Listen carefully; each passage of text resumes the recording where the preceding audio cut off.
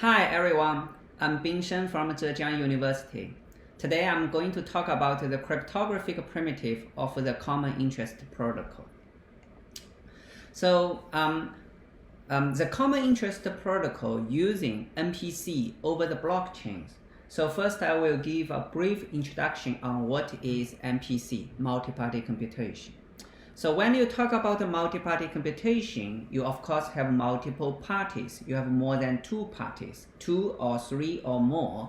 And here the example has 3 parties, P1, P2, P3. Then each one of them have its own input, x1, x2, and x3. And they want to jointly compute a function f. And for example, f x1, x2, x3. Okay. Now, what's a secure multi-party computation secure means? So it means we have some security goals. There are different security goals depending on your applications. For example, we may want input privacy. That means P1's input is unknown to the others if you don't trust the others. We may also have the output correctness. For example, the f, xy, x1, x2, x3 is correct. Guaranteed the output is correct. For instance, in some application, maybe we don't want input privacy, but we want input dependency. For example, if 2 people want to play rock, paper, scissors. If you play rock, paper, scissors or scissors over the internet, at the end, it's fine, you learn the other's input, right? But when you start to give your input, you shouldn't know the other's input, which means your input should not depend on the other's input. That's known as input independency. You may want more properties, such as fairness. For example, if someone gets the result, everyone else should also be able to get the result. Either everyone gets the output or no one gets the output. That's the fairness. That's a very high requirement. You may have some other requirements. There are many more requirements. For example, robustness, a guaranteed output delivery, etc. And how to define the security requirements? How to define the security? Let me give you an example. This is a very simple two-party computation example. We call it private veto. Basically, Alice give a bit A, Bob give a bit A, and the protocol want to compute A times B, the A and B, or multiplication or AND in terms of the Boolean arithmetic. So they want to have some interaction and securely compute A and B. It's a very useful protocol. For example, on online dating, okay, if you are interested to the other guy, you give 1. The other guy interested to you, give 1. If both give 1, then you get a match. That's called the dating protocol or lovers protocol. Okay, now let's think about the input privacy. Let's say, okay, the Bob should never know Alice's input, right? But literally it means that. But if you think about it, let's say I'm Bob, I give 1. And if the result is 0, what does it mean? It means Alice gives 0. If the result is 1, what does it mean? It means Alice gives 1. Now I know exactly how Alice input, right? So you cannot define it like Bob can never ever know Alice input. This is wrong. So we need to find another definition for the privacy. So in our work, we use a simulation-based definition.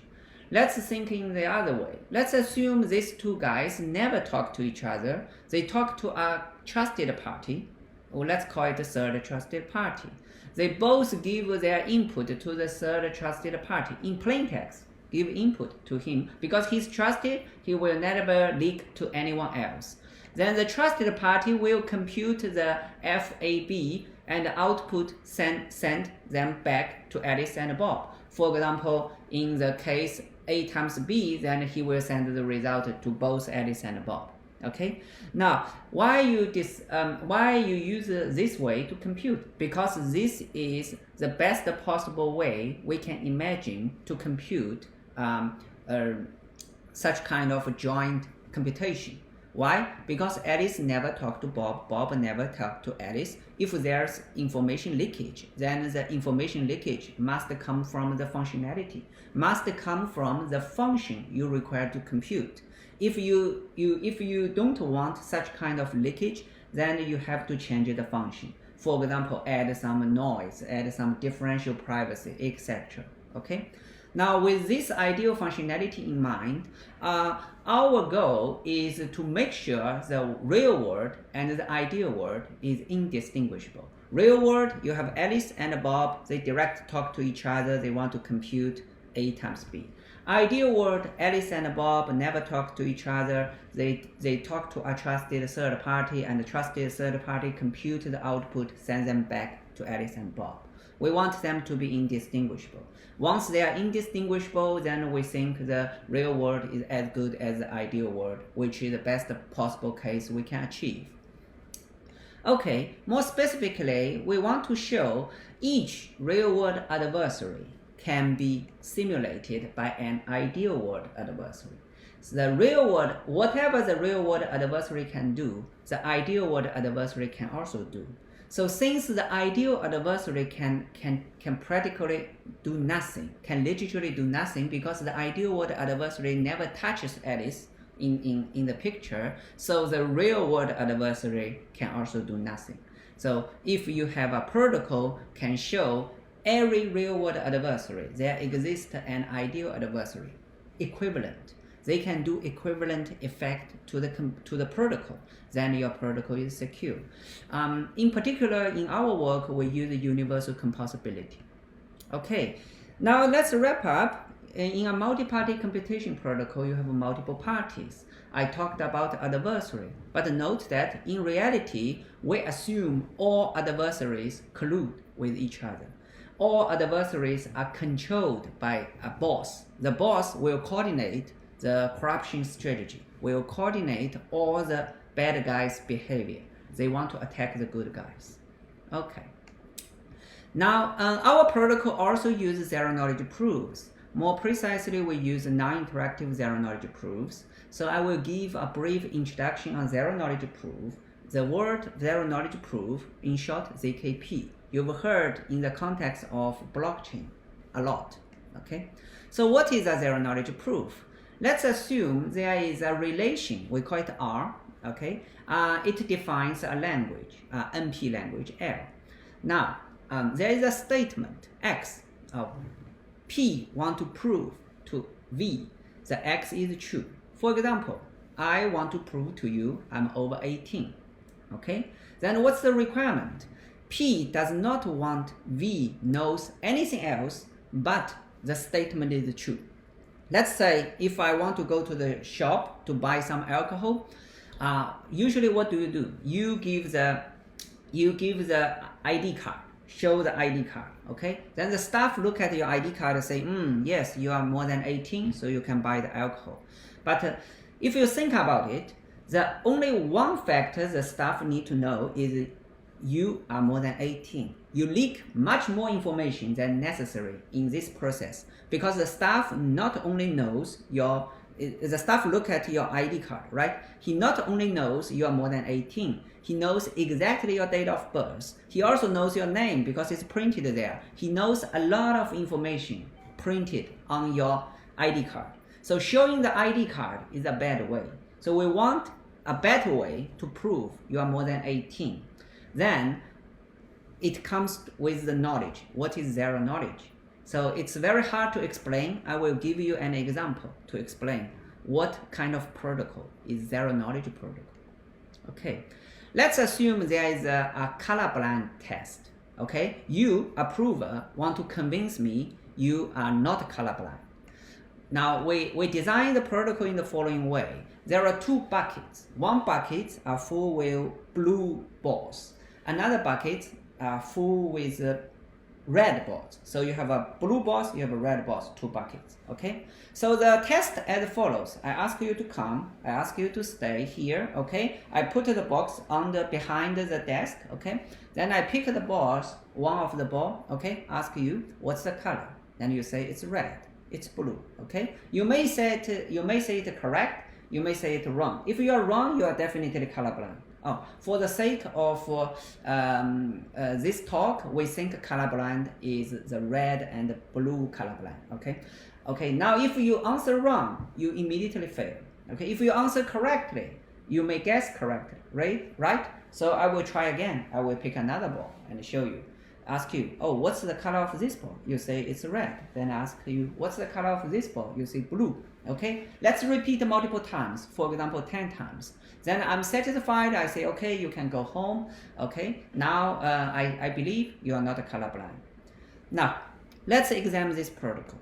Okay, the protocol is sound. What does sound mean? Sound means if the verifier accepts the protocol, which means the property holds with very high probability. What does it mean? It means if I'm a verifier, I accept the proof, you with a very high probability is not a colorblind, right? It's soundness.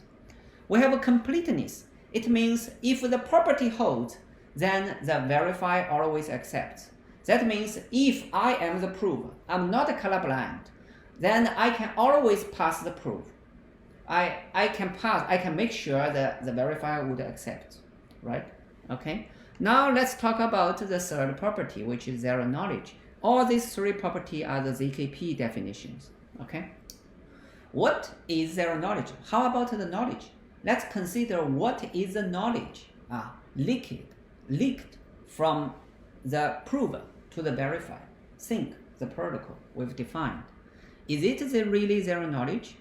Is there any extra knowledge other than you are not colorblind leaked from the interaction? Actually, yes. Actually, yes. I learned this bucket contains blue balls. This bucket contains red balls. Let's give you an example. For example, I am colorblind. Okay. Before the exam, I pretend I'm the examiner. I come here, I sit here. I ask the first guy to come in to sit. Then I ask him, what's the color of this ball? He said blue. Then I asked him, what's the color of this ball? He said red. I said, okay, you can go. Okay. Now I put the two buckets down to the desk. Now, later, when I come to prove I'm color non-blind, the examiner took a ball, show me, ask me, what's the color? And I said, it's blue. Oh, I'm colorblind. How could I know it's blue? No, the blue was the first guy told me, right? So it's actual information leakage. I can tell this box contains blue balls. And that's the knowledge I did not have before I interact with you. So the proof is not zero knowledge proof. I gained extra knowledge. So can we modify the protocol? Make the protocol zero knowledge? Yes. Okay, still we have two buckets, one with blue balls, one with red balls. This time, we take two balls instead of one ball. Either both balls coming from the same bucket or each from one bucket. So what I will ask you, are those two balls the same color? If they are from the same bucket, you may say, yes, they are the same color. If they are from different bucket, you may say, oh, they are different. Okay? I will try and ask you, are they the same? You say, no, they are not the same. Okay, let's try again. Are they the same? No, they are not the same. Or yes, they are the same. I repeat 10 times again. Each of the time, if you answer wrong, you directly fail. If you answer correct, I can repeat as much as I want until I satisfied. Then I say, okay, now you are convinced me you are not colorblind. You can go home. So now let's examine this protocol. Is this protocol zero knowledge? What's information leakage from this protocol? Actually, this protocol is zero knowledge. Why? Because before you tell me these two balls are from different color, with different color, I can already predict your answer. I know these two balls are with different color. Why? Because I picked them from two different buckets. I put them back. Then if I pick two balls from the same bucket, I know they are the same color. So the fact that you tell me they are the same color does not give me any extra information because I already knew what you are going to tell me, which means I can predict your answer. Then you tell me the answer does not give me any new information, any extra knowledge. So that's zero knowledge. Okay, now let's summarize it. More formally, we would like to have a simulator. The simulator can simulate the interaction between the prover and the verifier without the knowledge, okay? Since the simulator does not know any extra knowledge, yet it can simulate the interaction, then the interaction does not contain any other knowledge. Otherwise, the PPT simulator, the probabilistic polynomial time simulator could not generate the interacts, right? The transcripts. So that's the zero knowledge proof. Okay, now we are ready to talk about our scheme.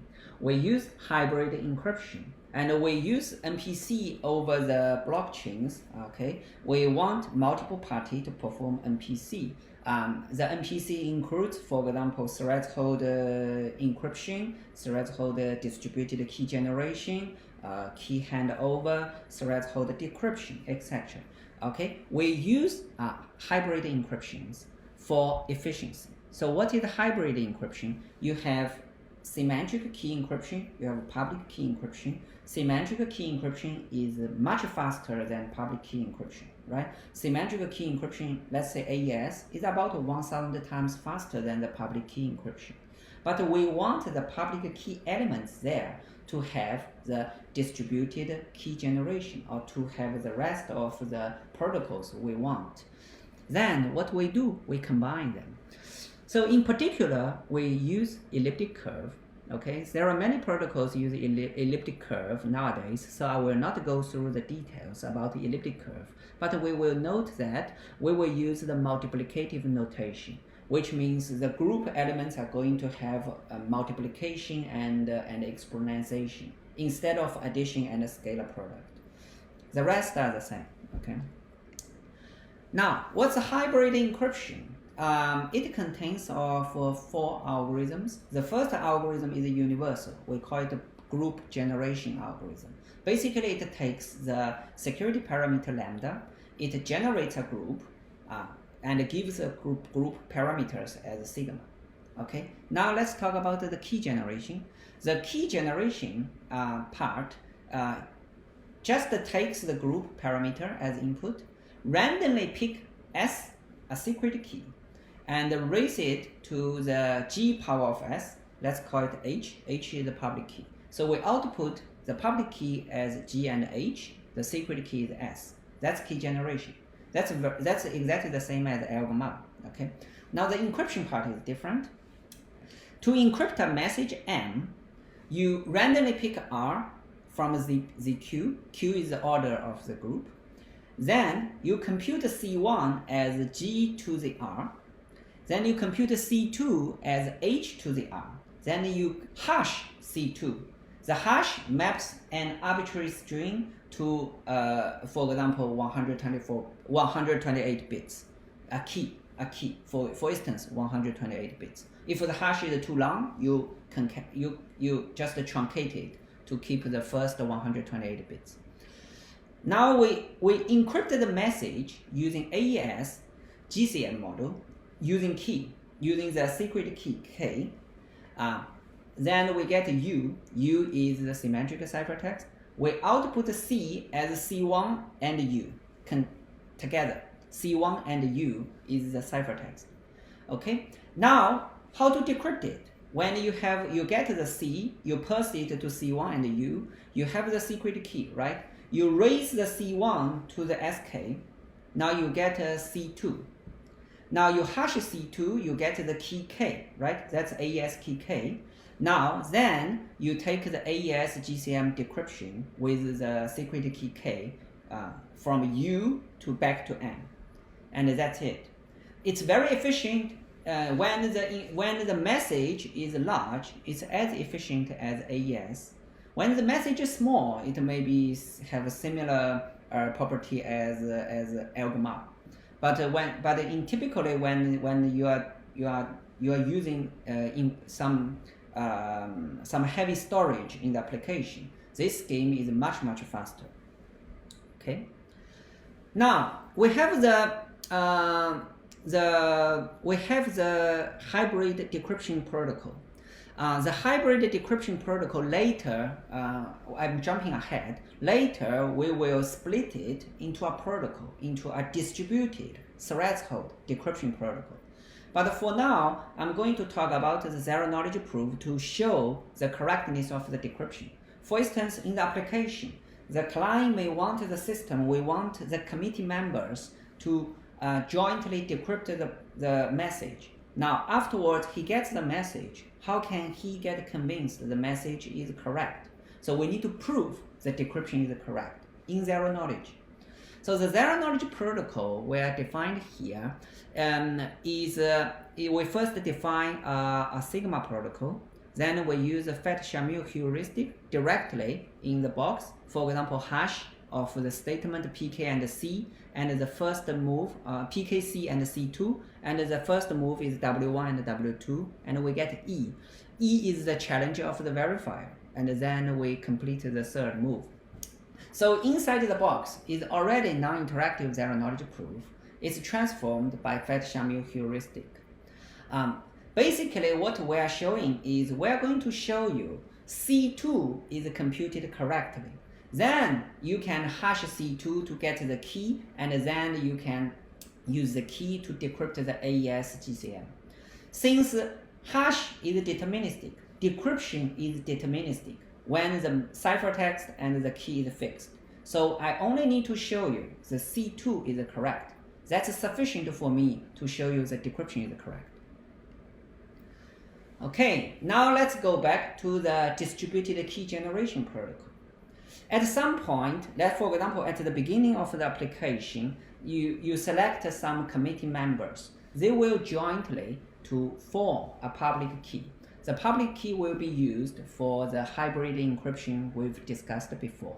So everybody can use the public key to encrypt, and only those guys can jointly decrypt, right? So we want to have a distributed key generation protocol such that each one of them afterwards will hold a key share. Later, they would be able to use the key share to decrypt the hybrid encryption protocol. The actual protocol is very complicated. I'm not going to the detail. It's very close to the Gennaro et al.'s Eurocrypt 9.9 version. It generates a D-log public key. It has a very beautiful property. It has a robustness. Recently, I saw there are some blockchain applications using a simpler version of the key generation protocol. But those protocol only has identifiable bots, does not have a robustness, which means if someone cheated during the key generation phase, we kick him out, and we identify who is cheating, we kick him out, and we start the protocol again. If someone cheated again, then we kick him out again, then we start the protocol again. If someone indeed cheated, this type of protocol is very slow.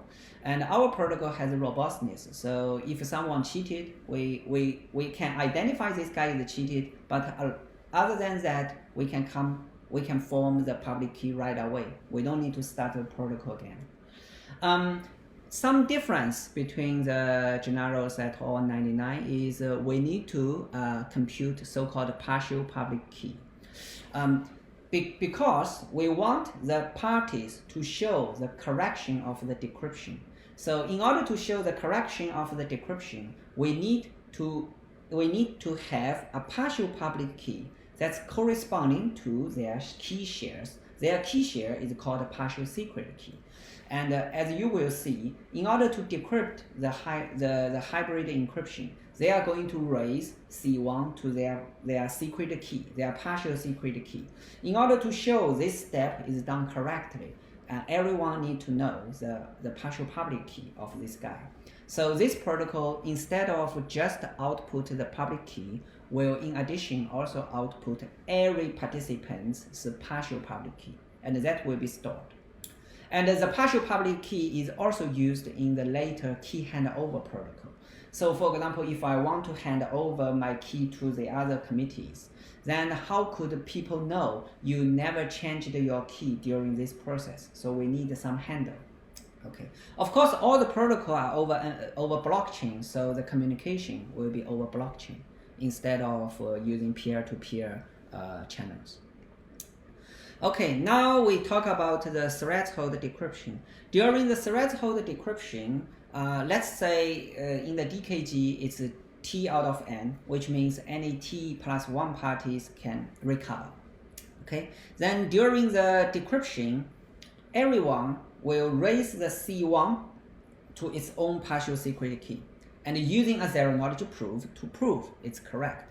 And the zero-knowledge proof is very close to the decryption correctness zero-knowledge proof I've showed you. And if the recipient has gathered enough so-called partial decryption message or decryption component, let's call it DI, if the client gets enough DI, then he would be able to reassemble the message. And basically what it does is it reassembles what in this picture called D, and which is C2. Then we hash C2, we get the AES key K. Then we decrypt the ciphertext using AES GCM model, using the key we've derivated to get back to the message. So since it's over the blockchain, so all the transformation from the committee members to the recipient are using public key crypto system or using hybrid encryption. So basically we will encrypt the message I want to send you, and using the hybrid encryption, and I will put the ciphertext of the message on the blockchain. So when you look at the blockchain, you know this message is for you, you will download it. Since only you have the secret key, only you can decrypt it. So it's like we send you the message, you are the recipient. So once you get enough message, you would be able to reassemble the key. And using the key to decrypt. Okay, finally, we get the key handover. So what does key handover means? Let's say we had a committee who jointly generate the public key. So each one of them holds the partial secret key, and we know they are partial public key accordingly, right? Let's say some of the guys does not want to be a part of the committee anymore. They left. So the threshold become less and less. So we need to have involved committee. We need to update the committee member. Or we may update to a completely new committee member. None of them overlaps with the old one. That's also possible. Or we want to add some new guys in. Okay, then how shall we do that? The rough idea is we use very close to Shamil secret sharing. We use a verifiable secret sharing. We share our partial secret key to everyone in the new committee members. Note that the new committee member could overlap with the old one. It does not affect the protocol. The protocol will do as it is, okay?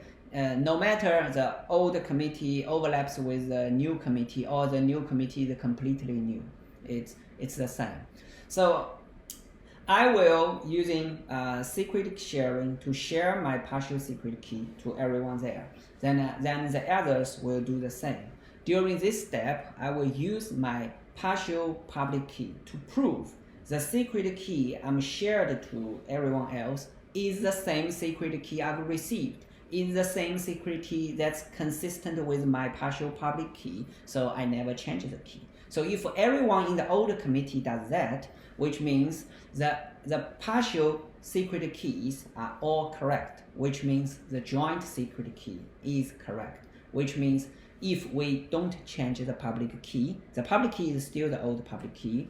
The new committee, they get the new key shares, right? They would be able to reconstruct the secret key, the right secret key. So they would be able to decrypt. So you may say, if I want to refresh the public key, what should I do?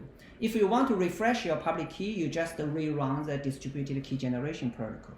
That's it. But it has an effect. Then the old ciphertext you won't be able to decrypt. You need to have another protocol. You need to re-encrypt all the old ciphertext. Otherwise nobody else can decrypt them anymore. Okay, so even the old committee overlapped with the new committee. The old committee shares becomes useless after you do the key handover. So the old committee can delete their old key shares. It's useless. It will not be combined with the new committee members' shares. With that, I conclude today's presentation. Thank you very much.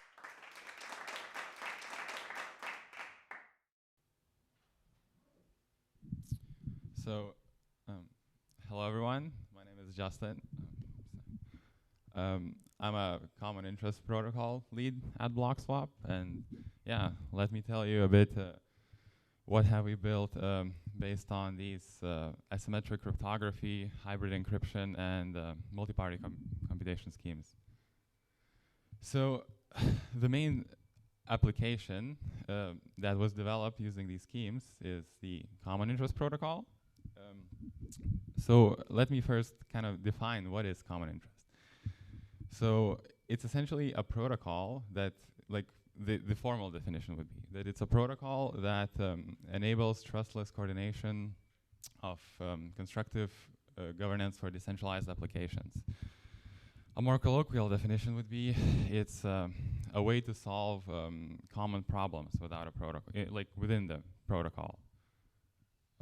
And maybe like the question arises, like, why do we need it in the first place? So as you might know, in our protocol, it's possible to fractionalize the validator. So kind of when you fractionalize the validator, like the question comes, like, who holds the credentials, right? So what we can do using the protocol is essentially distribute the credentials throughout multiple parties that are like unknown to each other. Another very important feature is that it gives power to the user holding the asset. So essentially, which gives essentially intrinsic value to the asset itself, because it allows you to perform certain operations only if you have it. Yeah. And the third point is that it allows on-demand recovery. So if someone messes up, I don't know, the node goes down, you can always request for key handover to keep the validation alive. Yeah. And so let me actually show you an exact scenario where the key handover problem like might occur. So imagine Alice just joins the Stakehouse. In this case, Apollo Stakehouse, but it could be any Stakehouse, or even creates a Stakehouse. And you know, things are going well. Alice is accruing inflation yield, and yeah, but after a while, something goes wrong. Maybe her servers like go out, or she just like doesn't want to validate anymore, and she starts leaking. So what you can do in this case is essentially get part like ownership of Alice's validator, and you can take the matter in your own hands, because if you own part of the validator and it's performing well, essentially you're also suffering. So this is where the common interest protocol comes in, which is essentially a trustless signing recovery network. Yeah, and in order to, first of all, kick it off, you need external players to essentially be running your services. These can be defined arbitrarily, so it's essentially up to the application. But in this specific example, we're going to select protocol invested individuals, essentially anyone who has above a certain threshold value inside the protocol of a specific asset. Right, so delivery channel of the keys can be arbitrary, but the important point is that no one single party that's performing the recovery can access your key, obviously, because it's sensitive information. In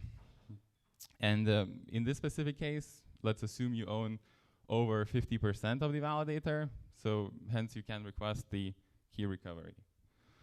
So I would say, yeah, let's see how that would look like in practice.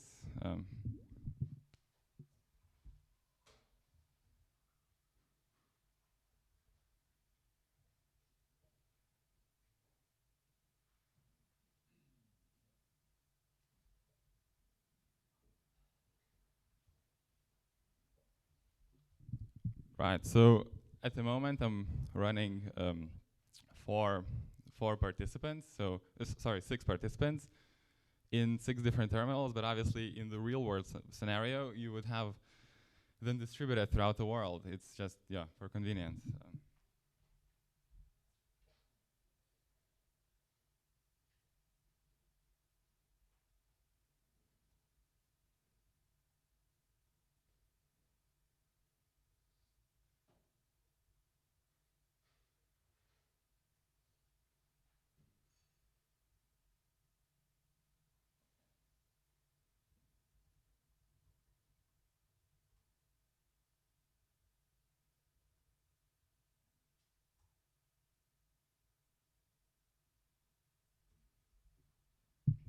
So what's happening here, we're generating credentials for these 6 participants. You can see it contains two like different keys. One is the asymmetric encryption key. The other is the like good old Ethereum private key.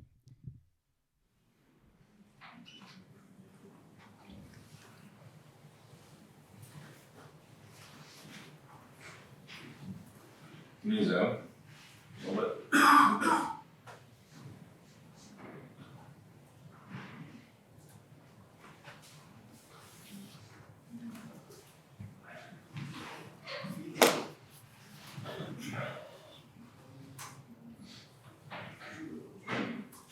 Could you increase the font size, please?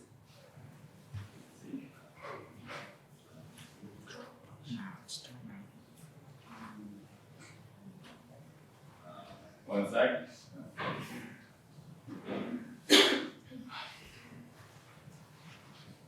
Does anyone know how to do that on Linux?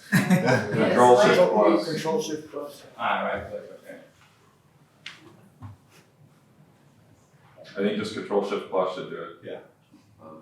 Control Shift? Control Shift plus. Oh, okay. Oh, yeah.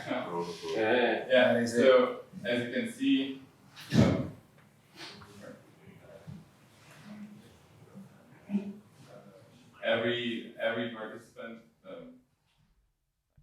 every participant generated the same public key, which essentially it might not look so like mind-blowing when it's happening through like 6 terminals on the same machine, but you have to keep in mind that they're kind of communicating without knowing each other through like different parts of the world through kind of totally trustless ways, yeah.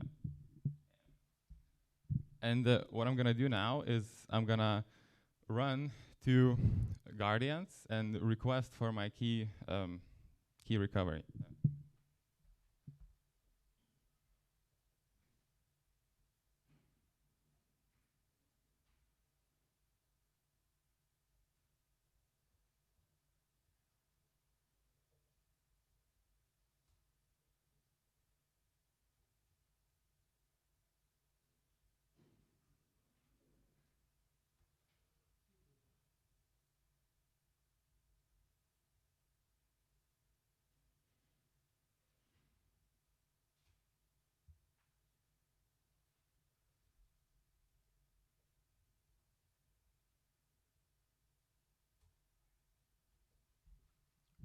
So yeah, as you can see, the Gaurdians essentially sent me the partial decryption pieces from the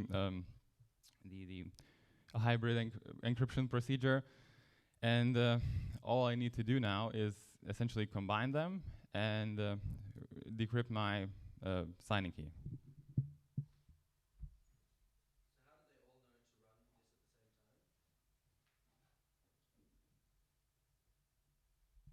we're gonna have a Q&A. One sec.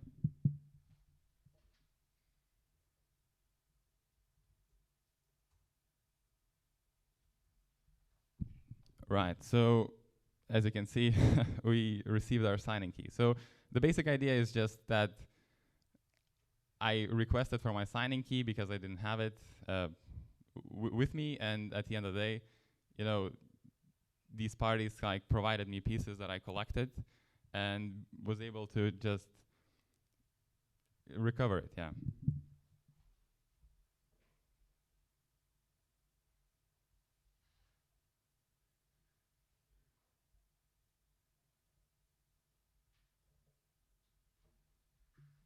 Right, so now is like, you saw how it works, so let's get a little bit more like in the details. I'm gonna tell you about more like specific aspects of the system. So the central piece of the whole common interest protocol is Gaurdians. So it's essentially just an entity solving a democratic governance subproblem. So in the example that I showed you, it's an entity performing partial decryption. So each entity, in this case, solves a subproblem of decryption.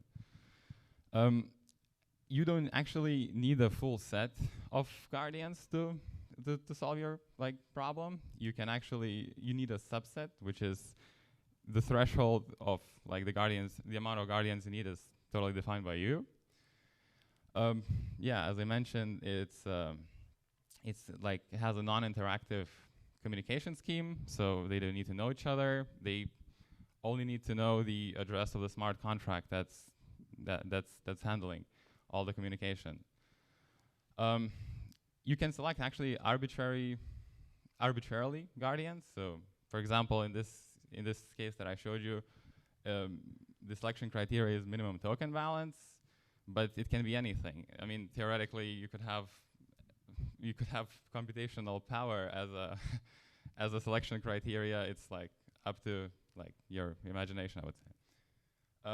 Yeah. So in the protocol, it's easy to, let's say, prevent malicious users, because if someone, for example, modifies the client and decides to submit you either wrong data or in general do not submit data, you can easily exclude them or submit complaints to other Gaurdians by using non-interactive zero-knowledge proofs. And it's also possible to expand and contract the committees via key handover procedures. So I don't know if someone doesn't want to be the Gaurdian anymore, or someone wants to become a Gaurdian, you can always modify the set that's performing the subproblem solutions.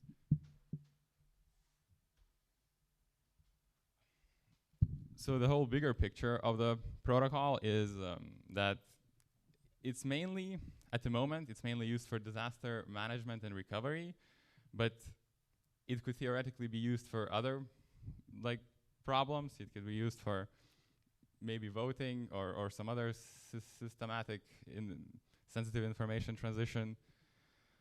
It's system independent, so it doesn't really, you can always add the top protocol after you deploy your application. And there's no necessary dependencies on currency. So in the example that I showed you, the threshold balance is used, but it's essentially, it could run without any external tokens, or currencies. And yeah, it's more or less plug and play. So you can essentially have a programmable layer to integrate the whole protocol.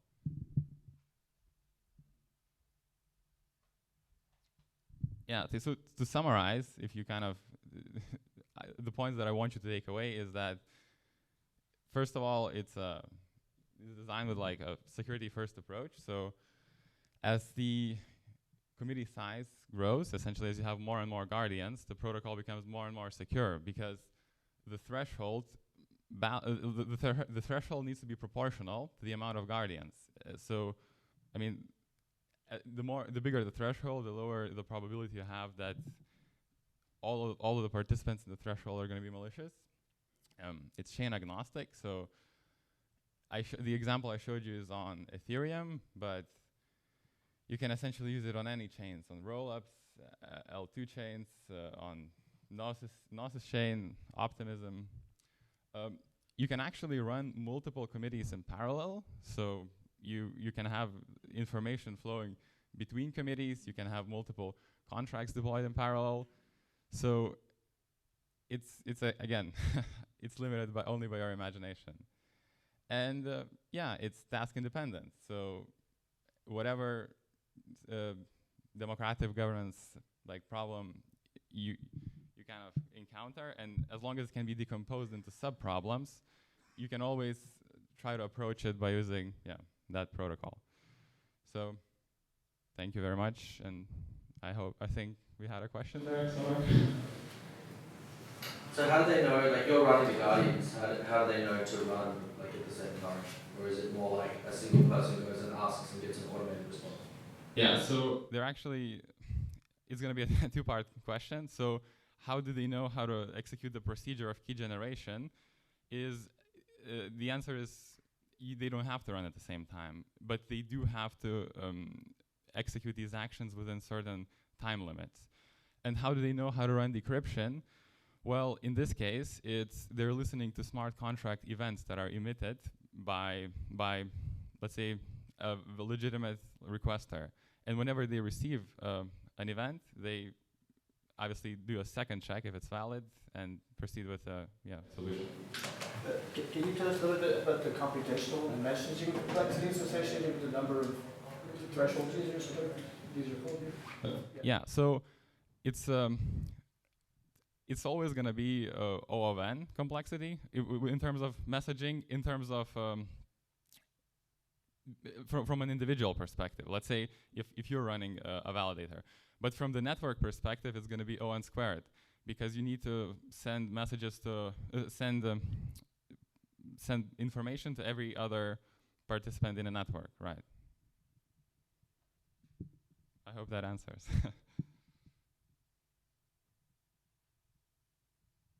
Well, great. Then let's wrap it up.